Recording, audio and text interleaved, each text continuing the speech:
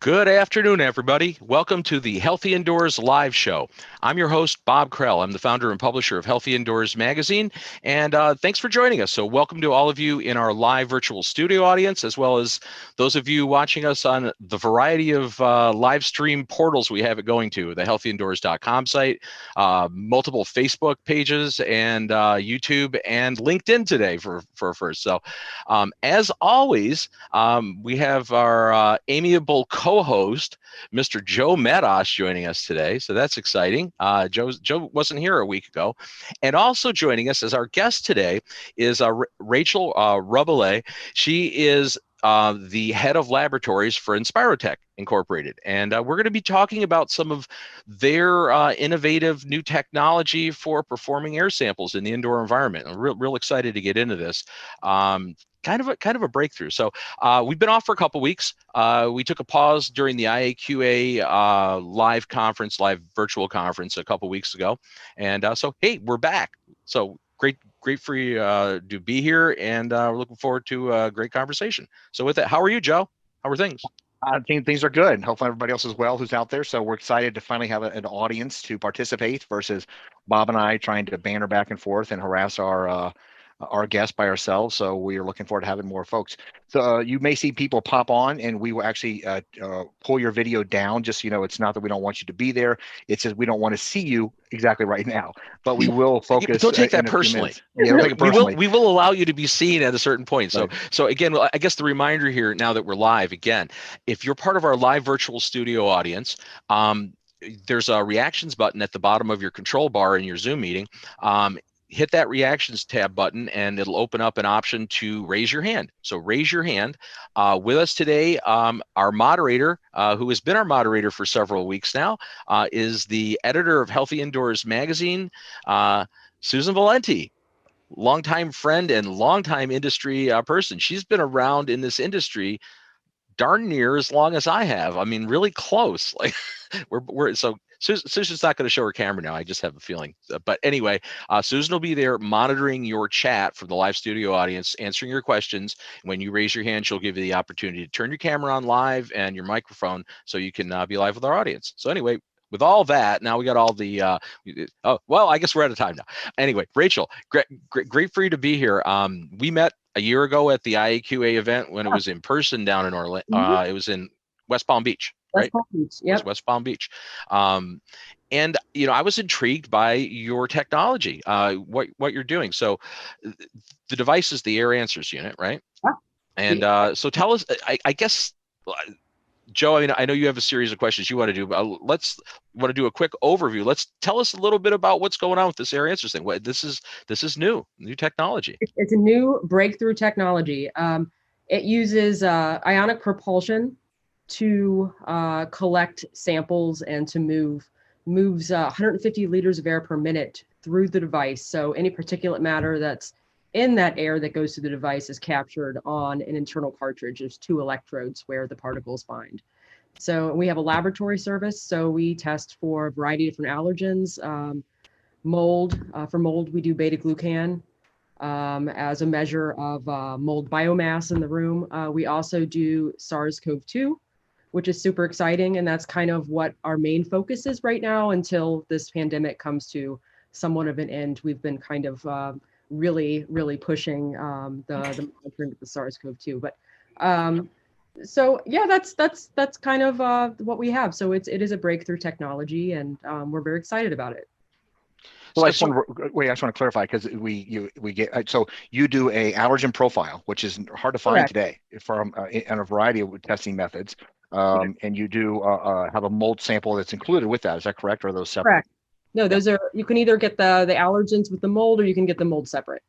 Got it. And then you actually do the SARS-CoV-2, COVID-19, as we call it today, as a sample. So there's a lot of folks who've been trying to figure out how to do that or especially commercial environments. They want to know, was there an exposure or was there something happening? So yeah. Yeah, right. We've That's had a great. lot of interest from companies who want to validate their sanitation protocols that they've put into place. They have particular instruments that clean the air, and they want to validate those, that what they have in place is also removing the virus from the air. So it's, you know. And we'll talk about this later, but based on our pre-call, all these are incredibly affordable. We're really shocked that you're able to bring this type of testing application into the market. It's something that everybody here listening could actually add to their testing opportunities. It'd be like, oh, this is not a $10,000 test for people to do. These are all things that are very affordable. So No, we it's applaud very you as to what you're affordable. doing. Mhm. Yes, it's extremely affordable. And what we do is we kind of work with the particular customer on developing a package. But I can say our device, just our device alone, but it's a device you can keep in your home, and you just have to in your commercial space and just purchase the cartridges for testing. But the device, if you just want it by itself, usually goes for about $4.99.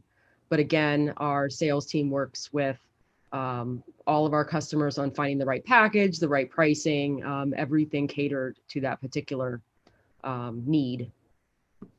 So the more you test, the better you actually have as an opportunity. So yeah, exactly.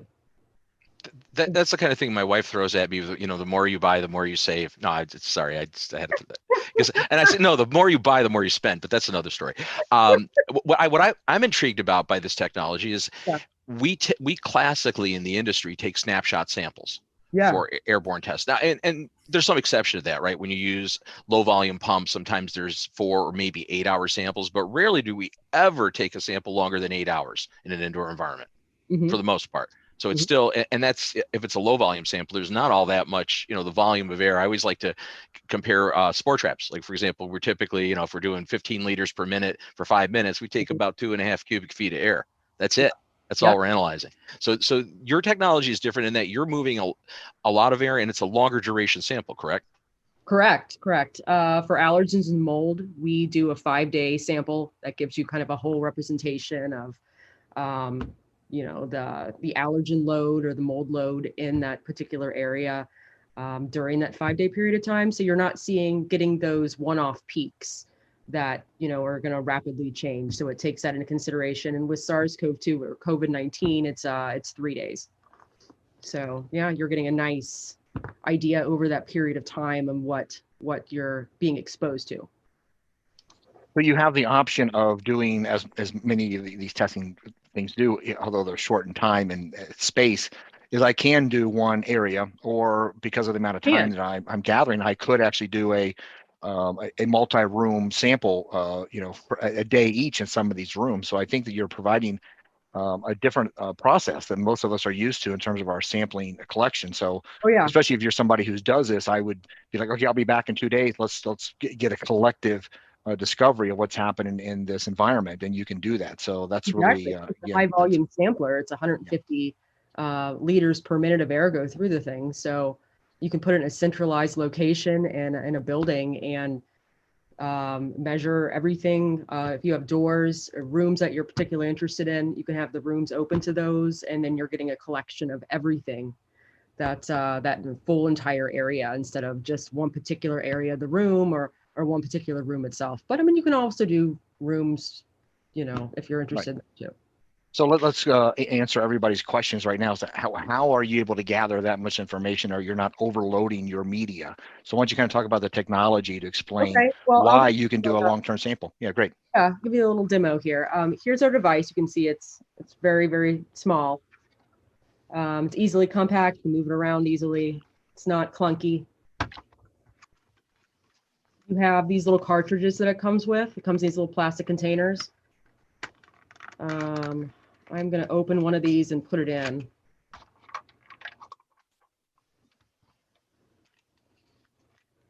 So you see, it's not. These electrodes are where the samples collect. So you can see it's not a filter. You don't have to worry about it clogging or saturating. It's an electrode.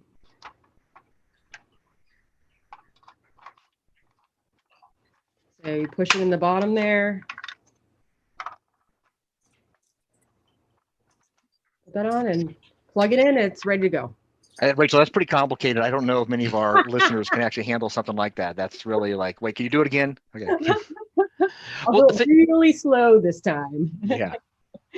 But So, because those electrodes are there, you, like you said, you don't have a media, there's no filter, you No can, media, you can there's no capture. Yeah. Yep. and there's no moving parts, correct? I mean, this There's thing, no moving parts. and conceptually, and I'm going to sound ignorant here, but is a similar concept to how the Dyson fan works with no blades, or not really? I think that's different than the ionic propulsion. I don't know Okay. exactly what technology they use for that. But still a mechanical less device. Yeah, Mechanical less. No, that's Well, it's something that's hard to describe as to how that works. Oh, it's hard for me to pronounce, but yeah, I mean, it's neat. Now there is a finite amount of material you can capture on that those electrode plates, right? I mean, there's a certain point where you can't run a sample for an indefinite period of time, correct? Yeah, I mean, we do see a plateau over a period. That's why we have these certain days set up. So for allergens and mold, we have it 5 days. Well, there's a reason why that's 5 days, is because we've done testing where we've tested a device 1 day, 2 day, 3 day, 4 day, 5 days, and you can see an increase of the allergen that's collected in that time. And then at 5 days, it starts to plateau. So there's no difference between 5 and 6 days. I mean, you could run it for 6 days, but it's not going to really make any difference. So yeah, there's a plateau. So my question is, I guess, and this was my thought a year ago, when we met in person back when, and again, that IAQA convention last year in 2020 was one of the last industry conventions before everything started shutting down. And I was intrigued by it. But so what prompted your company to go down this path with, because this obviously you're presenting somewhat of a paradigm shift on how to gather information, right? What's flying around in an indoor environment? What's the impetus behind this for you guys? Like, how'd you even come up with this? All right. Well, our co-founder, Julian Gordon, he's also our chief scientific officer. He's the one who came up with this invention and invented this. He's also known for like the Western blot and for lateral flow and used in pregnancy tests. But anyway, he met with our other co-founder, and the first idea for the device was to be used to collect pathogens. So they were going to be using it for biowarfare, collecting pathogens, and then there was some work done with the Army. So that was the original use of it. But after that period of time, it was found that it could also collect allergens and collect other things other than just those biowarfare agents. So that's kind of where it started from. And when we met a year ago, you guys were really close to launch, and then obviously the SARS-CoV-2 pandemic hit, and that caused a shift on your part, did it not? As far as how you handle it? Yep, it was a big shift because of the pandemic. Everything shut down, just like everywhere else, shut down for a couple of months. And we knew our device had captured different viruses previously. We had some work that we did with the U.S. Army with equine encephalitis, excuse me. But we had some work done with that. So we thought, okay, well, if we could capture that, maybe this device can capture COVID as well.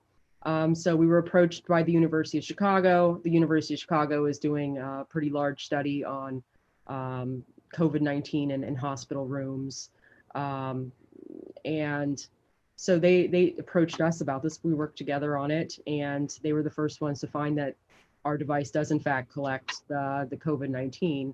That particular study, which was really exciting. I know it's still a terrible time, but I mean it was exciting breakthrough for us. And then after that, we all pivoted. All of us worked very, very hard, and we're all very passionate about this device and about, we're all kind of, I don't know, do-gooders. We just want to make things better for people. So we pivoted pretty quickly. We built up the laboratory specifically for COVID-19. We do the RT-PCR for the COVID-19 in our laboratory. We bought up all the equipment. It was a big push, as I probably was with everyone else who's doing anything with COVID-19. It basically get everything together in a few months. Maybe as a follow-up to that, the device, your collection device, really is capturing fine particulates. So, Yeah. in theory, right, it could capture almost anything flying in the air. So now it's the different analyses, right, the different assays that you perform on the materials you capture. So, I mean, I would think it's almost limitless what you could actually sample for with this. Anything anything that could be caught on an electroplate, right? Yep, we have papers that we've done in microbiome. We're a collection of different the aerobiome analysis. So we're looking at different bacteria in the air. We have papers where it's known that we can collect different types of fungi. So I mean, we could do quite a bit with this, and in the future, our plan is to add on a lot of different options out of that menu, different viruses, different bacterias, things that maybe a consumer would be interested in seeing. So there's a lot of questions in the chat that just went directly with what you were talking about. So let's talk about the size of what you're able to capture. All right. So somebody asked, can you go down to 0.1 microns and ultrafine particles, which I believe if you can grab viruses, you're able to do that. Is that correct? Yes, we can go down to 0.1 microns. And the other to follow up is how long. Someone asked about the COVID-2 test. If I would just want to do that test, how long do I actually have to get a good sample to confirm that I have accurate data? What would you recommend? Well, you would run it for 3 days. So if I'm understanding the question right, you would run the device for 3 days. You send the cartridge into our laboratory. We run it, and we get the response back to you within those 2 days. So within a week, you'll have an answer. And one that just kind of came to me as we were talking is that, okay, so I decided to do a COVID test. I send it back. Do you keep these? So like it could be later, but like, hey, by the way, can you go take that sample I gave you a month ago and go check it for allergens? Do you actually archive these so I could come back later to pull a sample off it? Well, the one problem with that is, which is something that we're working on in R&D, is that if you're doing COVID and you're doing allergens and mold, you have to use 2 different devices. And that's because the media that we extract the sample off of those electrodes is different for COVID versus the allergens and mold testing. So that's definitely something that we're going to be working on. Got it. But in general, let's just go back to the mold allergen. Like I did a mold. We keep everything up to a year. So if you have a sample that provide us with, we'll keep that sample up to, or if you want to, or purposes. There was somebody else who wanted to clarify more about the mold and beta glucan. So I'm going to read it to you. So can you please clarify the instrument samples? Mold and beta glucans are not only allergenic, they are toxigenic. So I'd appreciate clarification as to how you're handling both of those, including toxigenic microbiologists.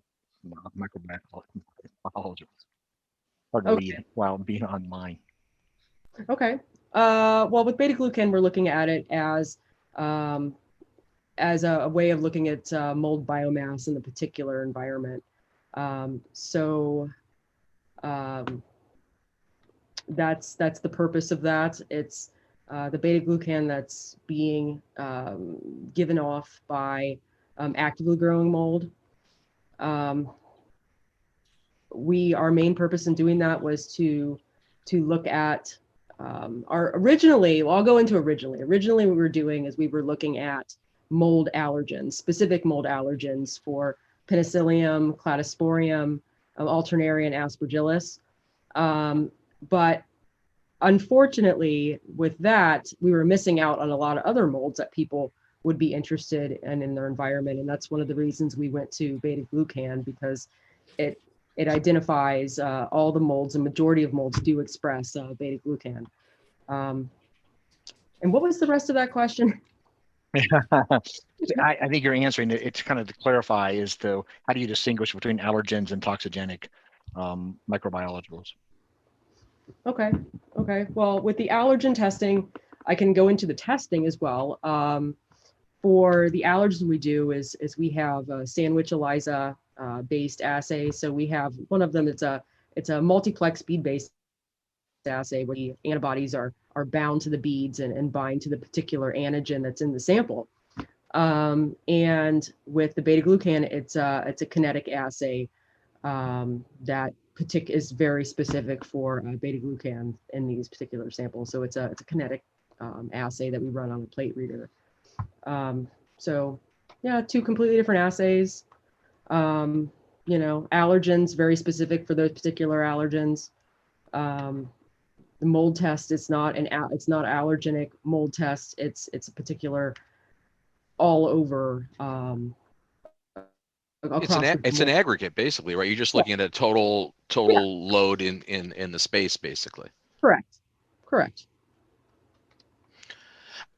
And again, I think the one thing that's, you know, it may be hard for all of us to wrap our heads around a little bit is that it's looking at it a different way. You know, I think everybody in the industry, at least, you know, I've been doing sampling for 35 years now, 34 years. We're thinking in terms of snapshots and very, you know, specific sample locations and not long duration. Now, I will say I'm old enough to have used the old Allergenco units where you could program multiple slide traces for spore traps. Yeah. So you could actually program that to do up to 20 slide traces on a single glass slide. So in a way it was taking 5-minute snapshots, but it could take repeated snapshots over a programmed interval. But this is a whole different, you know, like it's apples to oranges, right? We're not really, because we're looking at something that's constantly pulling a relatively high volume of air through a collection media.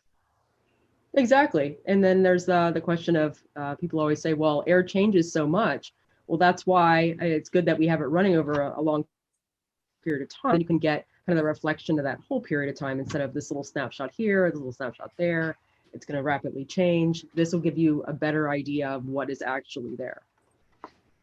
We did have somebody ask, do you do VOCs? So I'll let you explain why or if you do. So we don't do VOCs. We actually we're talking about a possible.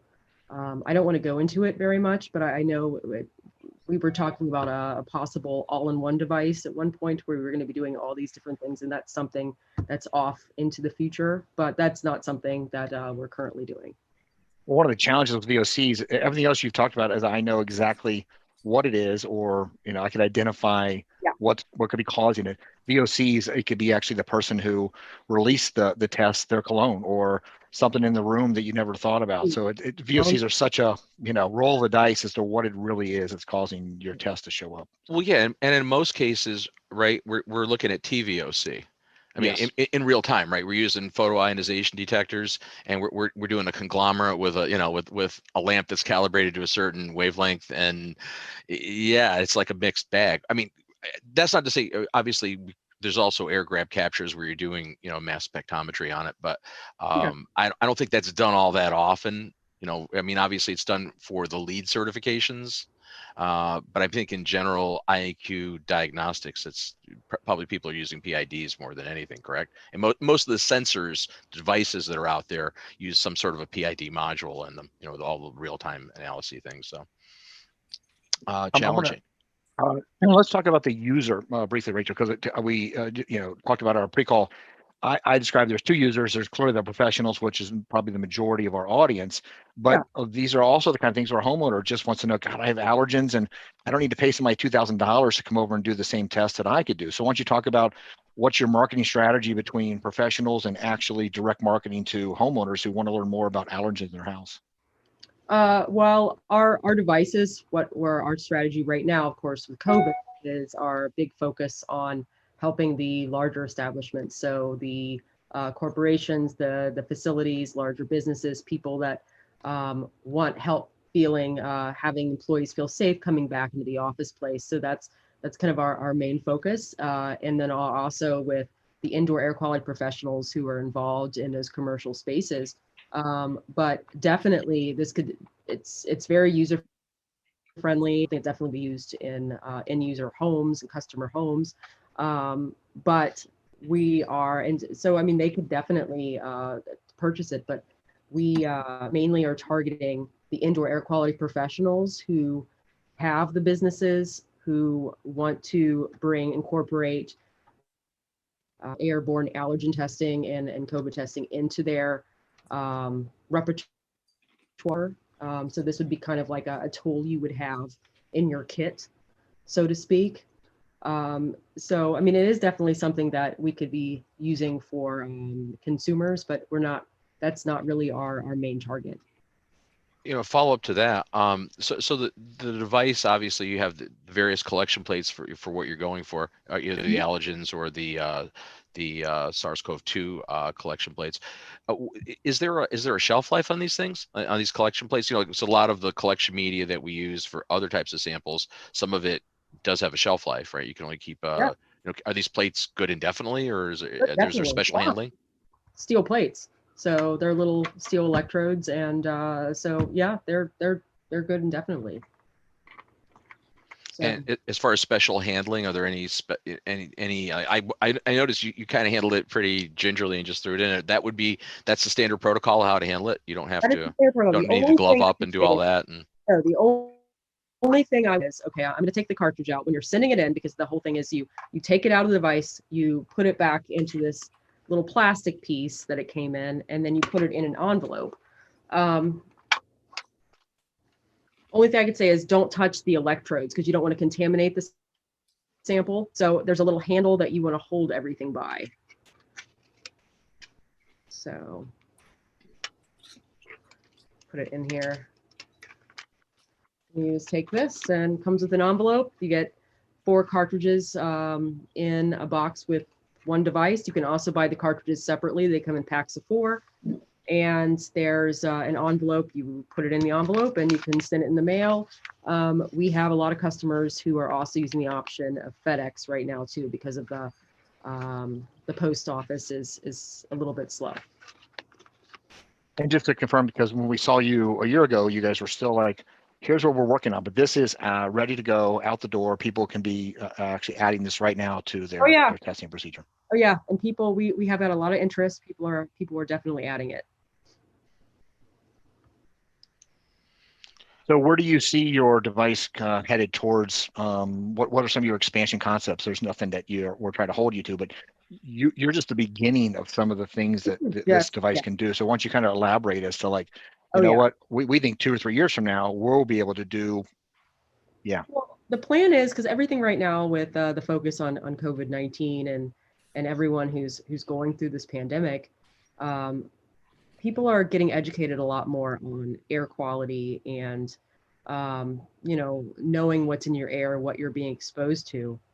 So the plan is to focus on adding more viruses. So influenza, measles, maybe different viruses that people would be interested in monitoring,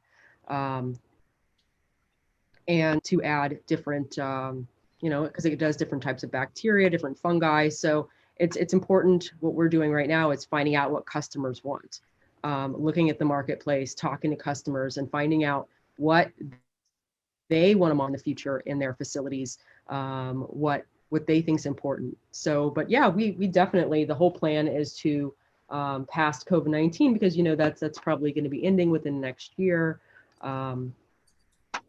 hopefully. So, so the plan is to just kind of move on from that and to collect a multitude of different biologicals. So to address Terry from the audience had a question here in the chat. He's still saying that he's uncertain what specific bioaerosols are sampled other than SARS-CoV-2. When you say it samples allergens, what specific allergens are sampled, or what do you define specifically as allergens? Okay, well, we are identifying specific allergens from cat, dog. So with cat, it's FeLD1. Dog, it's CAN-S1. We're doing mouse, we're doing, we're going to be adding rat. We are doing 3 different pollens, ragweed, timothy grass, and birch. Did I mention dust mite? We are doing dust mite, and our dust mite actually is not as a specific allergen. It does identify a multitude of allergens from 9 different species of domestic mite. So it, cross reacts with those different species. So if you have dust mites in your home, or even, I think there was some different types of mites as well, then our device will pick that up and give you a particular concentration of the domestic mites in your environment as well. Yeah, that's interesting. Because a lot of times, I know doing investigative work, wet environments, a lot of times we'll find the mites that actually feed on mold on environmental surfaces. And for the life of me, I cannot remember which species that is, but so I'm assuming maybe that's one of the ones that also would target. Okay. And you mentioned cockroach too, right? Cockroach Yes. allergen. Yep. So before we open up to the audience, I'm sure there's one anticipating question, is that how have you been vetted? Do you have any papers or what's going on with the confirming that this thing has had some feedback from other professionals like in our audience? So we can give the link to your website, but I just wanted you to go ahead and answer that as yes, you guys have definitely done your due diligence. We definitely have done our diligence. We're very science quality based at our company. We have a handful of different papers that we've done where we validated our own collection with the Johns Hopkins University. We do have some papers we've done with the University of Chicago. We have a study that we've done for allergens throughout the Chicagoland area. It's 100 different patient homes. So we're looking at kind of like an overview of the allergens we found in these different homes. And we are currently working on studies for COVID specifically. We're working on studies with the University of Chicago and with the University of Nebraska. And we're really hoping on getting some of that data from the University of Nebraska sometime soon. And so, yeah, that's kind of what we've done for any kind of diligence. We also have 5 different quality certifications. I know our lab specifically is ISO 17025. We are AIHA accredited. So we've done our due diligence. We're trying to do everything the right way. All of our assays in-house had to go through a validation process to be ISO 17025 accredited. Everything has to be done appropriately. Everything has to have multiple generations of testing. So yeah, we've done the diligence. I mean, one of the things you always have to face, you're a newcomer with a new methodology. So of course, expect to get hit with a lot of arrows early on, because that's life. This industry, and consider the fact that you're walking into an industry that I think traditionally, Joe will probably agree, we feel jaded sometimes as professionals in the industry, because there's, I've had more stuff shoveled at me in the last 35 years, and a lot of it was good. I mean, not saying everything is bad, but there is some stuff that's come down the pipe that, like you got a question. So, so there's always skepticism. I mean, you have to, right. I mean, you're of course you're prepared to deal with that.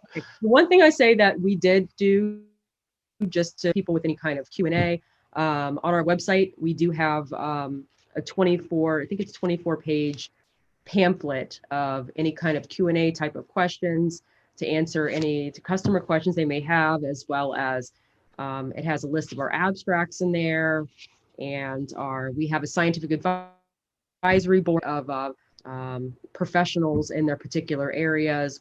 There's doctors, there's allergists, there's scientists. So I mean, all that information, if people are interested in it, that is on our first page of our website. And that website is AirAnswers.com. Correct. Yeah, it's in the chat. We've put it in the chat a few minutes ago to not Great. let people leave early, but it's in there now. So well, yeah. there's a lot of people that are watching this in other portals where they can't get to the chat. Only the live virtual studio audience is privy to the chat. Ooh. I guess they could be listening too. So yeah, They could be listening. So it's good to it's good to share that information. I would like to open it up to our studio audience now, because they're chomping at the bit, and I don't want them to. We teased them, and we said you can come in and ask questions. So at this point, Susan, if you want, you can we can. Joe, do you want to go the format of just open everybody up, let them all in at once, or we just let them let's raise try and questions? follow a take good some procedure. questions And that first. is, did you raise your hand? And if you did, let's try and see if we can acknowledge you. So if you are still learning how to raise your hand, if you go to reactions, you can actually see there's a spot down there below near record and other stuff, is how to raise your hand, and then we can acknowledge you. And if not, we're just going to start picking on some people that are here in the audience. So So again, click the reactions button on the bottom control bar of your window, and then hit the raise hand button.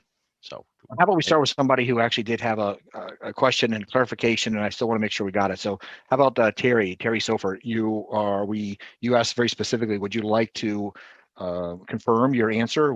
That's one of our goals now, is we can bring you on and make sure that Rachel answered your question.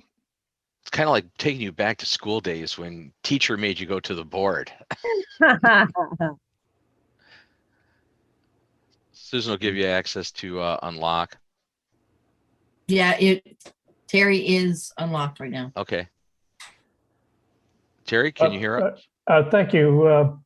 Well, this is very exciting technology.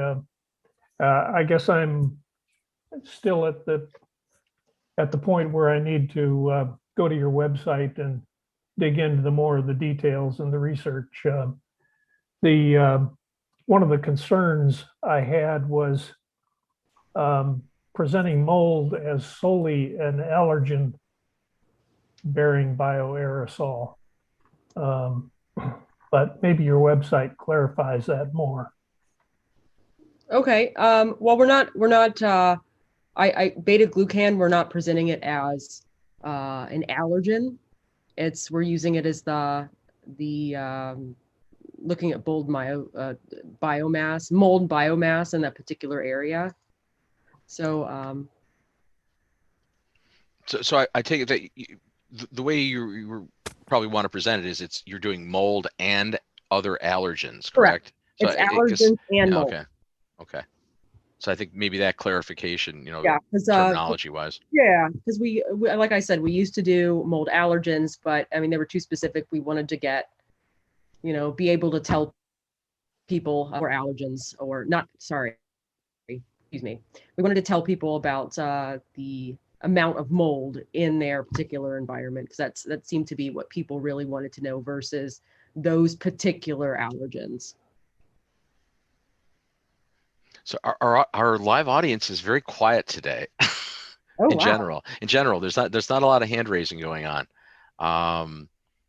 So Joe, we could open it up and let them go full bore here. Yeah, well, I think people, want to see who is here and what are some other questions that are happening. So that I'm open to that. Susan, if you want to open up some of the people's videos, that'd be great. Yeah, we'll allow your audience people to hop in, and again, if you're in a noisy environment, please keep your microphone muted unless you're speaking, just so you don't pick up a lot of background noise. So Rachel, what were some of the things you guys learned through development of this? Like you were like, whoa, we didn't realize this, or we were thrilled to find out that we could do that. So there must have been some major learning curves through this technology, and what you guys discovered. Can you share some of the good, bad, or other things that popped into your discovery elements? What was I gonna? Well, one of the things was in determining, the size of particles you can collect.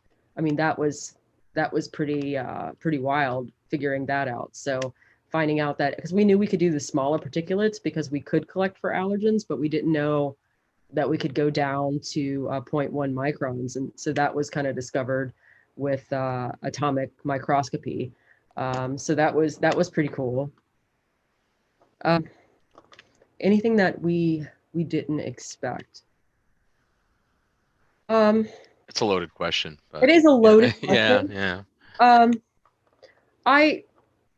mean, the COVID, like I said, for figuring out that our device could collect COVID, that was kind of a hunch that started with, okay, well, we could do equine encephalitis. Let's see if we can't get someone to try to the virus with our device. So that's the whole story with the University of Chicago. And when they came in, it was exciting because we finally could get someone to try to collect COVID with our particular device. And, so it was pretty exciting to get those results and find out that it could collect and patient possums. So I mean, with the with the pivot that you guys did, due to the pandemic, because obviously it probably changed, it changed everything, right? I mean, I'm sure like February you had a plan, February 2020 you had a plan, and that probably went out the window March 2020 as far as the release plan.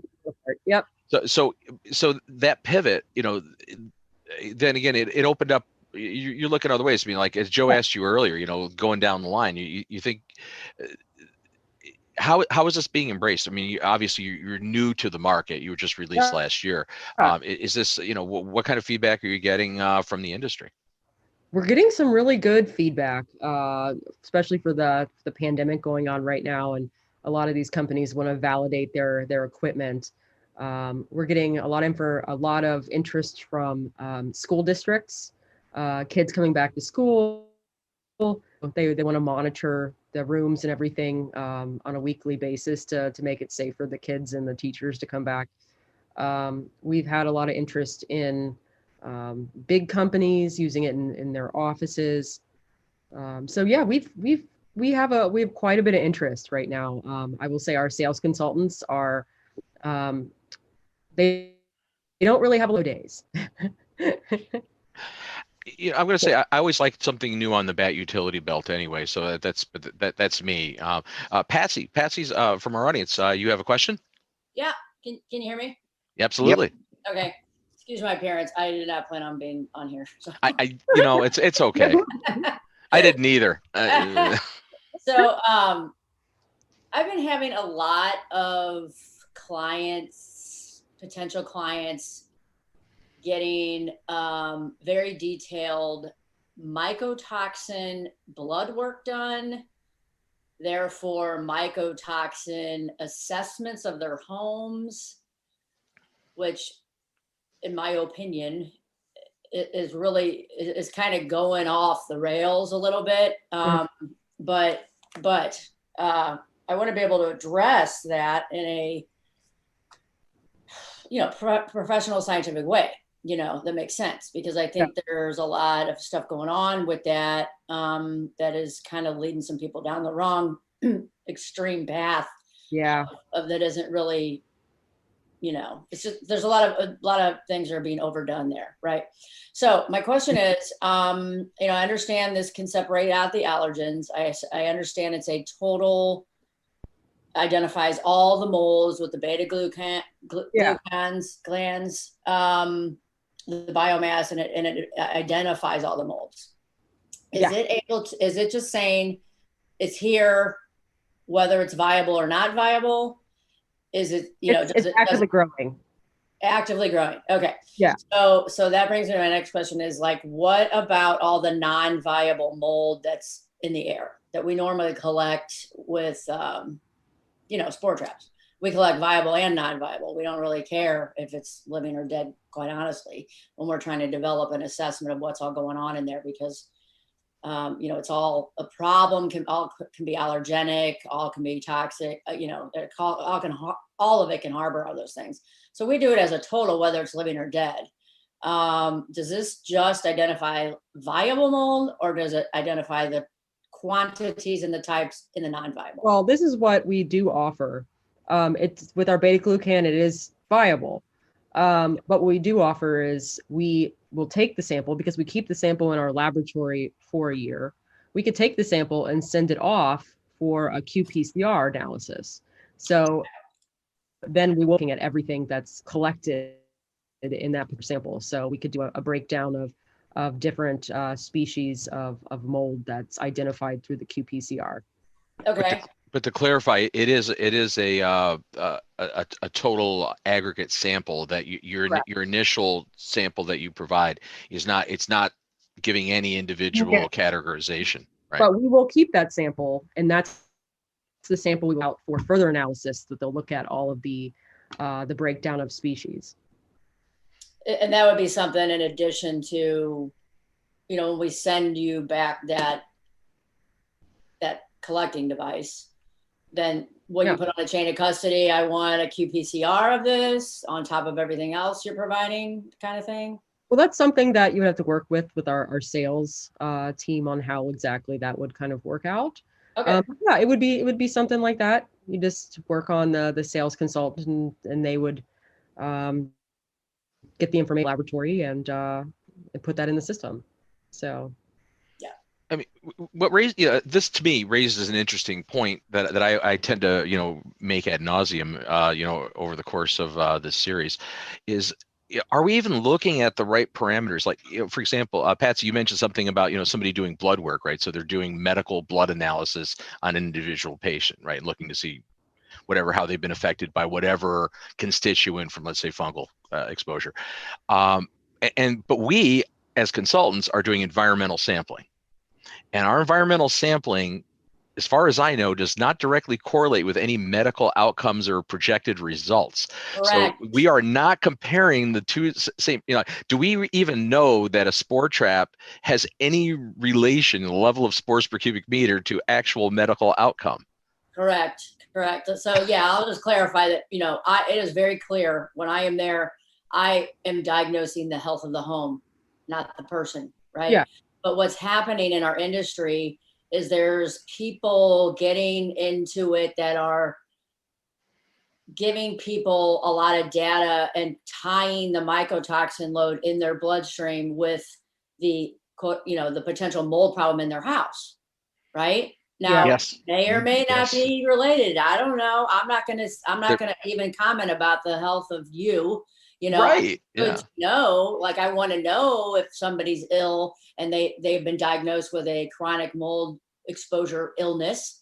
Of course, I want to know all that. But this mycotoxin in your blood data, medical testing tied to remediation scam. Oh, I mean, did I say that? No. I mean, Yeah, it sounds really, yeah. I don't know how would you feel comfortable even presenting that information to a particular customer? Like, no, with you can't. allergens, the thing is, I mean, we're hoping to get so much data that we'll be able to kind of compare those health outcomes with the allergen load, but we don't know. One might be more sensitive to cat than another person, so maybe a small amount of that cat allergen might have a huge effect on one person, and versus like another person, it might absolutely do nothing. So I don't know how you would measure. Yeah, I'm just trying to. But I think what you're talking about. There's this, and it's been around for a while, and there's some people who are just crazy about it, and Facebook does not help this cause, because if you think you have an issue, you can go on Facebook and find 1,000 people. They'll be like, yeah, I got it in my blood too, and my kids got it in their blood. And they don't talk about diet. They don't talk about a variety of stuff that where these sources could or couldn't be from. But there are just a lot of people that are sending down an awkward message. So usually my approach has been, when I work with these kind of clients, is that I can guide you as to what's in your house, but only you can figure out what's the connection. And that is not my goal, but between you and your doctor, or you know more about your body than anybody else. So I can only provide with you what you're exposed to, and then you can focus on how that exposure may be impacting you. But, yeah, and I mean, that might be causing problems. You don't know. I mean, there could be, like with allergens. I mean, we have worked with physicians in the past where we provide them with, I mean, they know they're allergic to something, so we'll find like a variety of allergens in the house, but I mean, the correlation's tough, though. I mean, that's the whole point. Is like to try to take environmental to medical. I mean, and I've been involved as expert witness in some cases, and I know we've got other people in this audience that do a lot of expert witness work. And we were able to successfully make that argument, on a few cases back in the day, where somebody had aspergillosis, diagnosed, that the causal agent was Aspergillus niger. We found high levels of Aspergillus niger on both environmental surfaces and in the air. So, you could make a jury jump to that conclusion. But but did we have anything definitive to prove that what we were sampling was what was in that person's lungs? No. I mean, come on. You can't make that claim. It never will be a linear relationship like that. No. But the problem I'm having is, or not the problem, but is that the mycotoxin driven assessment of the person in the house drives the remediation protocol, which is inaccurate. But in all fairness, we don't know whether the mycotoxin relationship is a better indicator of what's going on than total spore loads, or colony forming units of viable. I mean, we don't know. I mean, right? In all honesty, Patsy. Yeah, no, I totally admit I don't know. But none of us do. Anybody that says they know is pulling that one out of their hiney. But the reality. So we have a lot of people in our studio audience right now. Nobody's chiming in. Raise your hands. We'll get you on camera. We can fire. going on. Yeah, there's a lot of type chat, but you're welcome to jump in here and jump into this dialogue. And I'll just say one more thing about that, and then I'll be quiet. No, you don't have to be quiet. It's okay. just that the corresponding remediation plan and directives are so out of whack when you're trying to filter all this in there, right? It's already a costly, expensive, out of a lot of people's budget to do regular remediation.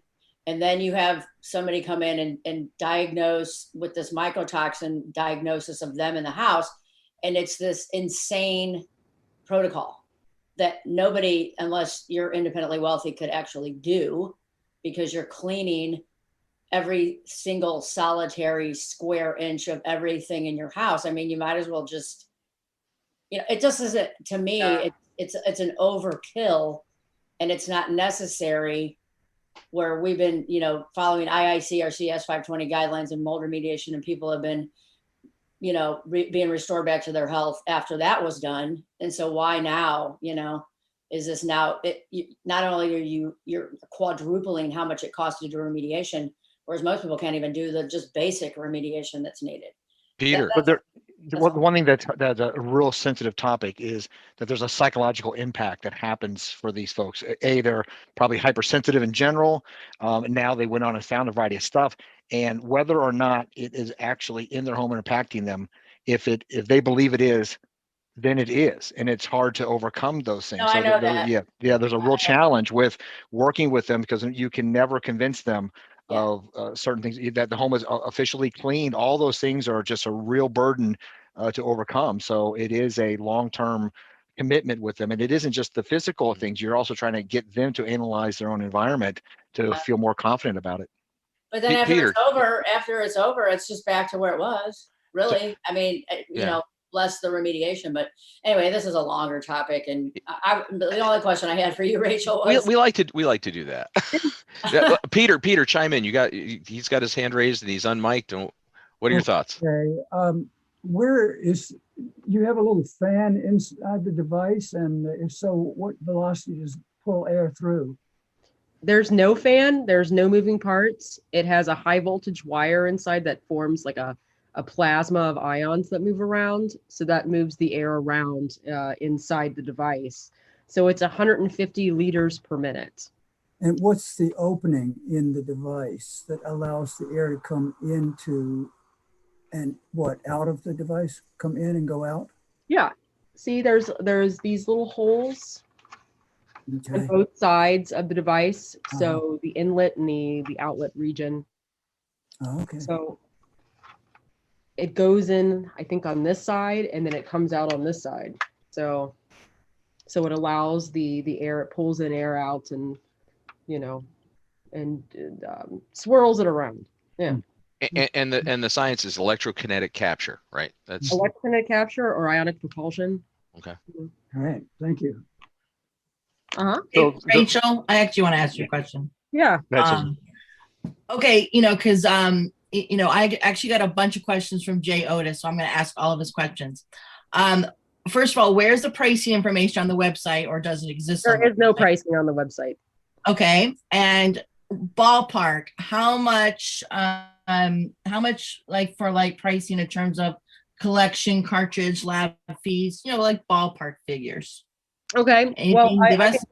I am not the sales business particular person who's Yeah. I don't want to give you the wrong information, because I don't know a whole lot about the pricing, and I do know that how they're working it right now, how we're working it right now is there's different plans for different people, and that's dependent on your needs and what kind of company you are and the volume that you want. So there's a lot on these different packages. So they're customized to the individual, and they're customized to the particular company. Okay. I can tell you our device by itself with no tests, because you just keep the device. The device is something that you keep as a tool, or keep it in your home, or keep it in your. Yeah, absolutely. Okay, but but for example, how do I find out what the price is? You to contact our company. So if you go to our website, there's a contact us that you fill out that information and someone will get in touch with you. There's Okay. also support@inspirotec.com is a way to get in touch with a sales consultant, and you can start the conversation about what your needs are and what you're looking for particularly, and they'll work out the pricing with you. But I will give you an example. Our device, I know this much, our device with no test. Okay. And then one last question. I actually posted your SARS-CoV-2 sample report, from the website for everyone in the chat. But do you have a sample report for any kind of mold allergens on the website as well?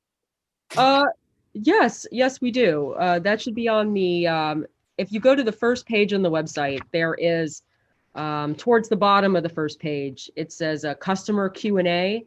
There's an option for downloading like a pamphlet. There's about 24-page pamphlet, and so the reports are also in there. All right. We provided that link, Susan. You did. Yes. Yeah. Okay. So, and then right now I'm going to pass it back off to Terry Sofer for his question.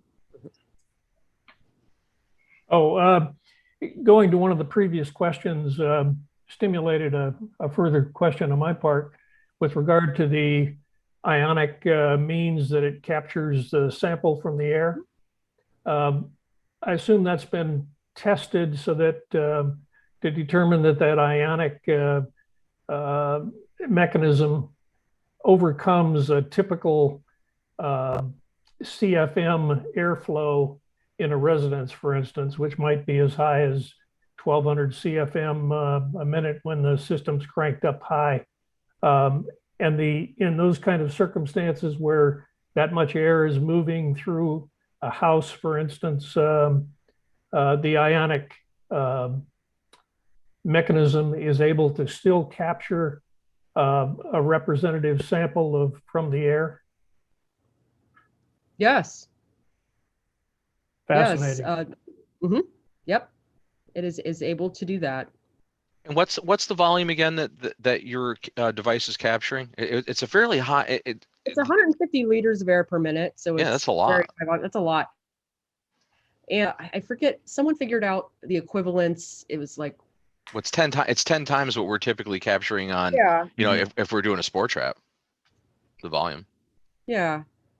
So someone gave me some kind of cutesy, it was like 130,000, enough air to fill up 130,000 party balloons or something like that. I don't know. Party balloons? Over a period of time. Yeah. I don't know. So never mind. I can't use that. I would compare it to spore traps as a concept, the amount of air they do. Like this is equivalent to actually using 120. Yeah, right. Yeah. Ish, 10 times ish. No, but again, these are great questions, Terry, and that's a good one too, because I can take that question back to how efficient is the capture efficiency of a 15 liter per minute pump with a spore trap on it. I won't use a name brand of the spore trap, but what is the collection efficiency of that 2.5 cubic feet that you're collecting on the thing? And is the air stratified? And you're certainly not getting a homogeneous sample of the environment that you're taking the sample, and you're getting a small little slice out of the pie. So I don't think any. So my point is, I don't think any sampling methodology that we're currently using is all that freaking accurate either. So the only thing that I'll add to it is one of the challenges that I think that it works in a combination, because I actually do want to capture for dust mites, I want to capture what's on their pillow or what is on their bedding or in some of their areas that may not have been able to circulate into the air. So they may or may not be breathing it. So I think that this is giving me something that I can figure out as a direct exposure versus also what are some of the conditions that have been that are found in their environment that they spend a lot of time in. So I think that this is a combination of, and no assessment should be considered to be concluded by one test. It is a visual assessment, and you use these types of gathering techniques to confirm or deny what you thought is happening at the home. So I think that this is a new opportunity for us to expand what we're finding in the house. Yeah, I would totally concur on that too, Joe, because one of the things, as consultants, newbies, but even veteran consultants sometimes rely too heavily on one technology. And it's going back to like the Book of Five Rings, the whole samurai book, or don't get tied into the long sword and not be able to use your short sword. But the bottom line is, I think the more ways we can look at it, because no sampling methodology or no analysis methodology that we currently use is all inclusive. It just isn't. So the more pieces of the puzzle are, you're gonna have a better profile. So Joe, I know you're going to say it. We're at that there time. you go. I'm coming in. It's that time. So I would keep going. That's the thing. I'm ready to do an overdrive show right now. I had no idea it was. Oh, it's so much fun. Sometimes we do overdrive, and we'll actually run like an extended segment and put it out separate. I mean, if you're available, we could stay on for a few more minutes. But okay. but many people need to leave, so we want to try and have a conclusion. So we're going to do the wrap first. So I usually try and come up with something, but I already asked that earlier about where you're going to head. But I guess where do you think that you're, how you're going to benefit people's lives? I mean, it's an obvious question, but I just want to hear from you, Rachel. Is that your device is going to change how people live in their corporate or home world? So I thought I'd just let you elaborate on, that's a very unique concept. So I'll let you kind of take that. Yeah, I would think it's important to find out, that people know what they're being exposed to in their environments themselves, and kind of, I don't want to say we'll relate it back to health is kind of our main thing, not to the point where we're saying, okay, well, these are dangerous levels of allergens in your home, but more of, okay, these things are present and these could be causing or exacerbating your particular symptoms that you're going to your doctor for. And then you can figure you need to reduce that load that's in your home, reduce the load that's in the particular facilities so that people can feel better. Because just being in this business, I've been in it for about 5 years now, and just talking to different customers about their particular symptoms that they're going through, and it's bad.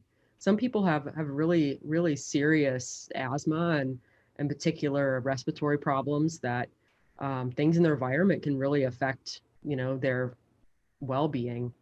And with COVID especially, we want it to be safe for people to come back. When we realize, you have a lot of the valid equipment that's in places to reduce the COVID-19 in the environment. But we get it. People want to see that it's actually functioning, that it's doing what it's supposed to be doing. It's a see it to believe it. So it's so they can see, well, this purification thing is in its place. It's doing what it's supposed to be doing, and we know that because the AirAnswers is in there measuring the amount of COVID in the air. So it's more of we want people to feel coming back into work. We want people to know what they are breathing in their air. Knowledge is power. With different labels, I know with food, what you're putting in your body. It's like you should know what you're breathing in is. So. Well, I mean, I would think certainly, right now, again, dealing with SARS-CoV-2, and in the indoor environment, and that's on everybody's mind. Certainly having some way to take longer duration views of what the particle load might be in the space. We could argue whether there's truly value in having that information or not. But certainly there's, there are measures being taken, right? Portable air purifiers, ventilation enhancements, a lot of things being done. So what you're offering is a way to at least do longer duration views of what's happening in the space than a short duration snapshot or some surface sampling. So that's pretty neat. We had two more questions in there, and I want to just try to get them in before we close. I know, Joe, you're going to kill me, but is testing a residence for mold/allergens, or if testing, sorry, I read it wrong. Do you recommend multiple tests run concurrently as opposed to, or do you go to a central location, I guess, for residential? Well, it depends on what you want to see exactly. I mean, if you're if you have a larger establishment, larger facility, we recommend that people use one device per HVAC system that's in that particular building.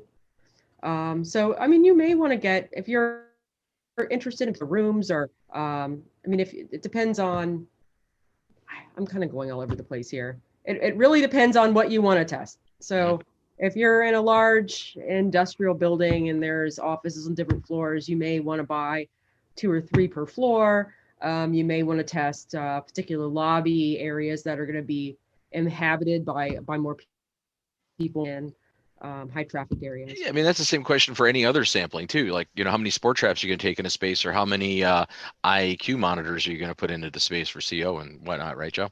Yeah. Well, it goes back to what I said earlier. It's about your visual assessment. You need to, in your interview, like you need to, that determines everything you should be doing as a plan. These are not the solution. These are the tool. You have lots of tools you pulled out of your kit.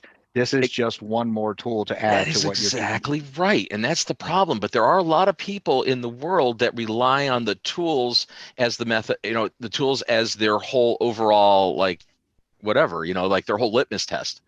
And that's crazy. I agree with you. You didn't say that, but I said it. So we're at that point. Joe, this is where Joe gets to do his shameless plug for Hayward Score, because Joe's here on behalf of some stuff too.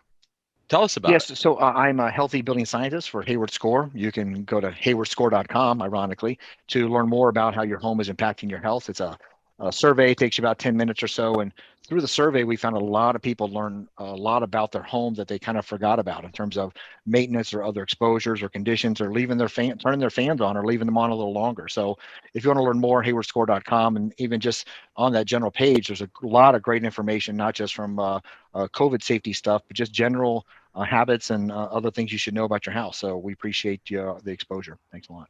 Excellent.